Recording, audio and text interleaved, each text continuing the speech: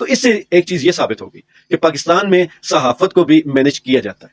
فرق صرف یہ ہے کہ کچھ ان کی زبان بولتے ہیں اور کچھ ان کے کہنے سے یا ان کی ڈر کی وجہ سے چپ ہو جاتا ہے. لیکن جو عمران ریاض نے جو آج باتیں کی ویلاگ میں، مجھے بہت زیادہ حیرت کا شدید جھٹکا لگا. اس کی وجہ یہ ہے کہ پاکستان میں بہت سارے لوگ عمران خان کے بعد عمران ریاض کو اپنا ہیرو مانتے ہیں، اور اگر صحافت کے حساب سے دیکھا جائے تو میں سمجھتا ہوں کہ رینکنگ کے حساب سے سب سے ٹاپ پر ہے. تو اگر ایسا بندہ جو رینکنگ میں سب سے ٹاپ پر ہو، وہ بندہ ویلاگ میں یہ کہے کہ میں کمپرومائزڈ ہو گیا تھا یا بسم اللہ الرحمن الرحیم. السلام علیکم. کل میں نے ویڈیو بنائی تھی اور جیسے کل ایک ہاٹ ٹاپک تھا جنرل باجوہ، بلکہ ایکس جو آرمی چیف ہیں جنرل باجوہ، ان کے بارے میں کافی موضوع زیر بحث رہے. لیکن یہاں پر رات کو عمران ریاض نے ایک ویلاگ بنایا اور ابھی صبح ان کا کوئی 2-3 گھنٹے پہلے میں نے ان کا ایک ویلاگ دیکھا. اس میں انہوں نے جو باتیں کی ہیں اس سے مجھے ایک چیز بالکل عجیب سی لگی.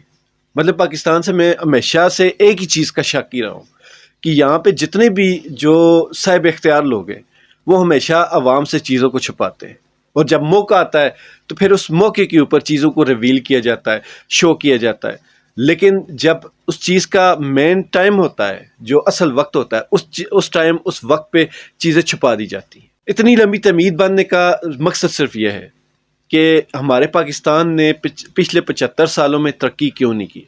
اس کی اب موضوع یہ ترقی کا ہے نہیں، لیکن جو وجوہات ہیں ترقی روکنے کی اور پاکستان کی جو سیکیورٹی کے خدشات ہیں، وہ دونوں چیزیں ایک ہی چیز کے ساتھ لنک اپ ہیں. یہاں پر جس طرح جنرل باجوہ کا کل موضوع زیر بحث تھا، اس موضوع کے اوپر بہت سارے صحافی آج کھل کر کہہ رہے ہیں کہ اس میٹنگ میں ہم بھی تھے، ہمارے سامنے جنرل باجوہ نے یہ باتیں کی تھی. ان سب میں سب کو اتنا زیادہ اہمیت نہیں دیتا تھا، لیکن جو عمران ریاض نے جو آج باتیں کی ویلاگ میں، مجھے بہت زیادہ حیرت کا شدید جھٹکا لگا. اس کی وجہ یہ ہے کہ پاکستان میں بہت سارے لوگ عمران خان کے بعد عمران ریاض کو اپنا ہیرو مانتے ہیں، اور اگر صحافت کے حساب سے دیکھا جائے تو میں سمجھتا ہوں کہ رینکنگ کے حساب سے سب سے ٹاپ پر ہے. تو اگر ایسا بندہ جو رینکنگ میں سب سے ٹاپ پر ہو، وہ بندہ ویلاگ میں یہ کہے کہ میں کمپرومائزڈ ہو گیا تھا یا بوجہ کسی موقع پر میں نہیں بات کر سکا، تو بہت زیادہ افسوس ہوتا ہے. عمران ریاض کے علاوہ بہت سارے صحافی ایسے ہیں جو اب کہہ رہے ہیں جی کہ جنرل باجوہ نے ہمارے ساتھ یہ باتیں کی تھی. یہاں پر میں نون لیگ کے ان دانشوروں کو اور جو پی ڈی ایم کے سپورٹر ہیں ان کو یہ کہنا چاہوں گا کہ آپ بار بار کہتے تھے خان نے کشمیر کو بیچ دیا. عمران خان اب یہ ثابت ہوا کہ وہ کشمیر بیچنے والوں میں سے نہیں تھا، بلکہ کشمیر روکنے والوں میں سے تھا. جس طرح وہ ہمارے ایک مسلمان حکمران کے بارے میں کہا جاتا ہے کہ اس کا ایک ڈائلاگ تھا کہ میں اپنی تاریخ میں بت فروش کہلانا نہیں پسند کروں گا، میں بت شکن کہلانا پسند کروں گا. تو عمران خان بھی کشمیر فروش نہیں تھے، وہ کشمیر کو بچانے والوں میں سے تھے. یہ چیز تو اب جنرل باجوہ کے بیانات نے اور جتنے نام نہاد صحافی ہیں، میں نام نہاد اس وجہ سے کہہ رہا ہوں کہ ایسے لوگ صحافی کہلانے کے لائق نہیں جو عوامی چیزیں، عوامی مفاد والی چیزیں عوام سے چھپائیں، اور جب موقع دیکھیں کہ یہ چیزیں اب تشت ازبام ہو چکی ہیں تو ان کے کریڈٹ لینے کے لیے مارکیٹ میں پہنچیں. اب یہ سارے کے سارے صرف کریڈٹ لے رہے ہیں، حالانکہ اس وقت بھی ہم عمران خان صاحب کو سپورٹ کرتے رہے. اور ایک چیز ہوتا ہے بندے کا جو رکھ رکھا ہوتا ہے، بندے کا جو ایک بات کرنے کا انداز ہوتا ہے، اس سے اندازہ ہو جاتا ہے کہ یہ بندہ کہاں سے بات کر رہا ہے. عمران خان صاحب کے بارے میں شروع سے ہمارا یہ آئیڈیا تھا کہ عمران خان ٹھیک ہے بہت غلطیاں بھی کرتے ہیں، ان سے بہت ساری ایسی مسٹیکس، غلطیاں ہوئی ہیں جن کا آج بھی ہم دفاع نہیں کر سکتے، لیکن کچھ چیزیں ایسی ہیں جن پہ عمران خان نے جو سٹینڈ لیا وہ پاکستان کی تاریخ میں اس سے پہلے کبھی بھی کسی نے نہیں لیا. یہیں پر دیکھ لیں کہ کشمیر کے معاملات میں اور کرپشن کے معاملات میں عمران خان صاحب فوج کے ساتھ ٹکر لے چکے. اور یہاں ایک اور بھی بڑی بات کہ انہی معاملات میں امریکہ کا مسئلہ بھی شامل تھا. اس سے پہلے کبھی کسی نے امریکہ، فوج یا ان کرپشن کے معاملات میں کبھی کسی نے ٹکر لی؟ کبھی بھی نہیں لی. یہ عمران خان کا کریڈٹ ہے. یہاں پر کافی سارے لوگ کہتے ہیں کہ عمران خان کو فوج لے کے آئی. میں سمجھتا ہوں کہ فوج لے کے نہیں آئی، فوج نے عمران خان کو روکا اکثریت سے.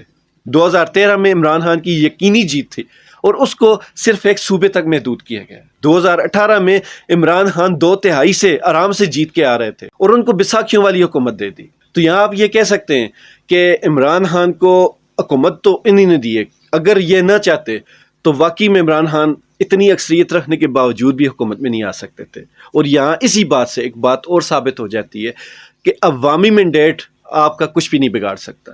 آپ کے ساتھ جتنی مرضی پورے پاکستان کی عوام کیوں نہ کھڑی ہو، تب تک آپ نہیں جیت سکتے جب تک یہ ادارہ اسٹیبلشمنٹ نہ چاہے.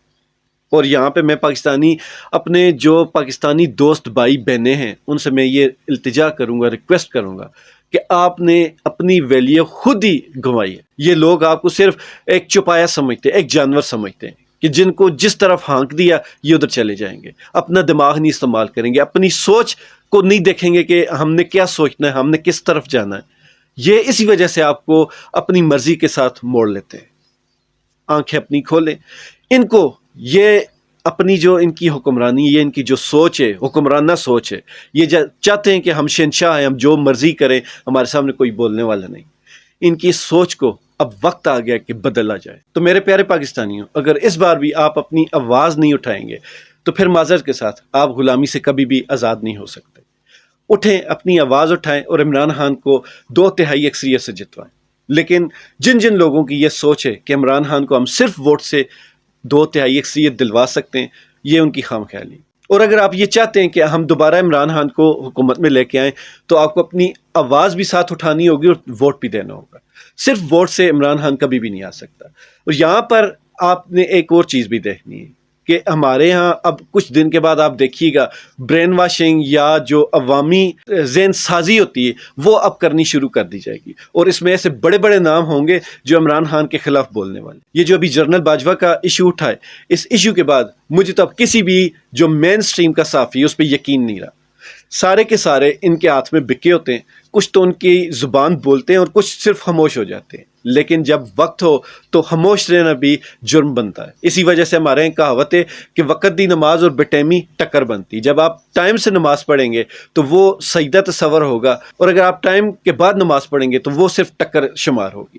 تو اسی وجہ سے یہ جو جتنے بھی صحافی ہیں آج جو کریڈٹ لے رہے ہیں یہ ان کی ٹکریں. جب وقت تھا یہ بولے نہیں تھے، اب وقت گزرنے کے بعد یہ کریڈٹ لے رہے ہیں. ان سب صحافیوں میں سے اگر سب سے بڑا اور کریڈٹ والا جو صحافی ہے جس کی میں بہادری کی اب داد دیتا ہوں، مجبوراً میں ان کے خلاف تھا لیکن اب میں داد دوں گا، حامد میر صاحب، جنہوں نے اتنے بڑے بڑے ایشوز پہ ہمیشہ کھل کر بات کی. اب اس سے ایک اور صحافی ہیں احمد نورانی، جن کے بارے میں ہمیشہ کہا جاتا تھا کہ یہ غدار پاکستان ہے. لیکن آج وقت نے ثابت کر دیا کہ اس صحافی نے جس طرح جنرل باجوہ کو ایکسپوز کیا کسی نے بھی نہیں کیا. تو اس سے ایک چیز یہ ثابت ہو گئی کہ پاکستان میں صحافت کو بھی مینج کیا جاتا ہے. فرق صرف یہ ہے کہ کچھ ان کی زبان بولتے ہیں اور کچھ ان کے کہنے سے یا ان کے ڈر کی وجہ سے چپ ہو جاتے. اب الیکشن آنے والے ہیں، آپ دیکھیے گا کیسے کیسے لوگوں کی ذہن سازی کی جائے گی. تو آپ نے اگر اس ملک کے لیے آواز نہیں اٹھانی، آپ نے اس ملک کے لیے کچھ کرنا نہیں ہے، تو پھر معذرت کے ساتھ کوئی باہر سے آ کر آپ کی تقدیر نہیں بدلے گا. آپ نے خود اس ملک کی تقدیر بدلنی ہے. آپ نے خود اس ملک کو آگے لے کر جانا ہے. خوش رہیں، ایمان والی زندگی پائیں. اللہ تعالی ہم سب کا حامی و ناصر ہو. پاکستان زندہ باد.